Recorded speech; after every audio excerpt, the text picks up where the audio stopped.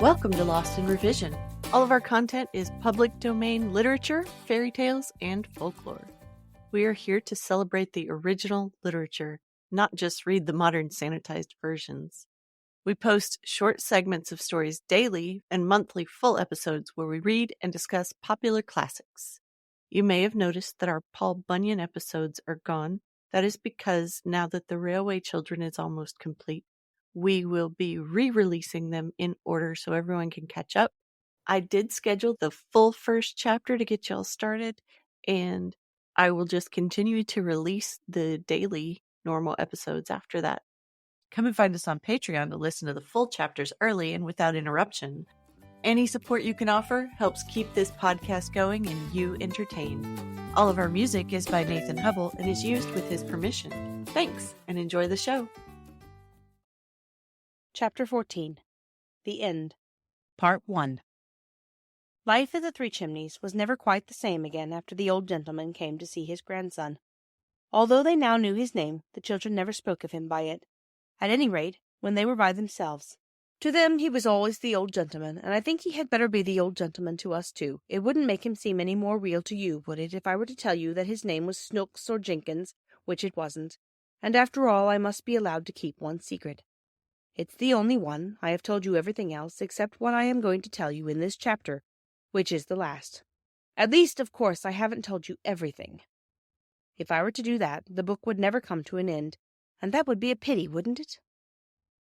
Well, as I was saying, life at Three Chimneys was never quite the same again. The cook and housemaid were very nice. I don't mind telling you their names. They were Clara and Ethelwyn.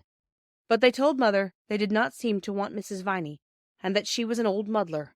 So Mrs. Viney came only 2 days a week to do washing and ironing. Then Clara and Ethelwyn said they could do the work all right if they weren't interfered with, and that meant that the children no longer got the tea and cleared it away, and washed up the tea things and dusted the rooms. This would have left quite a blank in their lives, although they had often pretended to themselves and to each other that they hated the housework. But now that Mother had no writing and no housework to do, she had time for lessons, and lessons the children had to do. However nice the person who is teaching you may be, lessons are lessons all the world over, and at their best are worse fun than peeling potatoes or lighting a fire. On the other hand, if Mother now had time for lessons, she also had time for play, and to make up little rhymes for the three children as she used to do. She had not had much time for rhymes since she came to Three Chimneys. There was one very odd thing about these lessons. Whatever the children were doing, they always wanted to be doing something else. When Peter was doing his Latin, he thought it would be nice to be learning history like Bobby. Bobby would have preferred arithmetic, which was what Phyllis happened to be doing, and Phyllis, of course, thought Latin much the most interesting kind of lesson, and so on. So one day, when they sat down to lessons, each of them found a little rhyme at its place. I put the rhymes in to show you that their mother really did understand a little how children feel about things, and also the kind of words they use, which is the case with very few grown-up people. I suppose most grown-ups have very bad memories, and have forgotten how they felt when they were little. Of course, the verses are supposed to be spoken by the children. Peter. I once thought Caesar easy pap. How very soft I must have been. When they start Caesar with a chap, he little know what that will mean. Oh, verbs are silly, stupid things. I'd rather learn the dates of kings. Bobby.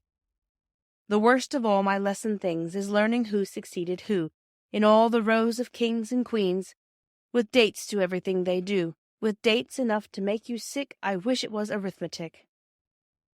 Phyllis. Such pounds and pounds of apples fill my slate. What is the price you'd spend? You scratch the figures out until you cry upon the dividend. I'd break the slate and scream for joy if I did Latin like a boy. This kind of thing, of course, made lessons much jollier. It is something to know that the person who is teaching you sees that it is not all plain sailing for you, and does not think that it is just your stupidness that makes you not know your lessons till you've learned them. Then, as Jim's leg got better, it was very pleasant to go up and sit with him, and hear tales about his school life with the other boys. There was one boy, named Parr, of whom Jim seemed to have formed the lowest possible opinion, and another boy named Wigsby Minor, for whose views Jim had a great respect. Also there were 3 brothers, named Paley, and the youngest was called Paley Terts, and was much given to fighting. Peter drank in all this with deep joy, and Mother seemed to have listened with some interest, for one day she gave Jim a sheet of paper on which she had written a rhyme about Parr, bringing in Paley and Wigsby by name in a most wonderful way, as well as all the reasons Jim had for not liking Parr, and Wigsby's wise opinion on the matter. Jim was immensely pleased. He had never had a rhyme written expressly for him before. He read it till he knew it by heart, and then he sent it to Wigsby, who liked it almost as much as Jim did. Perhaps you may like it too. The new boy. His name is Parr. He says that he is given bread and milk for tea. He says his father killed a bear. He says his mother cuts his hair. He wears galoshes when it's wet. I've heard his people call him Pet. He has no proper sense of shame. He told the chaps his Christian name. He cannot wicket keep at all. He's frightened of a cricket ball. He reads indoors for hours and hours. He knows the names of beastly flowers. He says his French just like Monsieur, a beastly stuck-up thing to do. He won't keep cave, shirks his turn, and says he came to school to learn. He won't play football, says it hurts. He wouldn't fight with Paley Turts. He couldn't whistle if he tried, and when we laughed at him, he cried. Now Wigsby minor says that Parr is only like all new boys are. I know when I first came to school I wasn't such a jolly fool. Jim could never understand how Mother could have been clever enough to do it. To the others it seemed nice, but natural.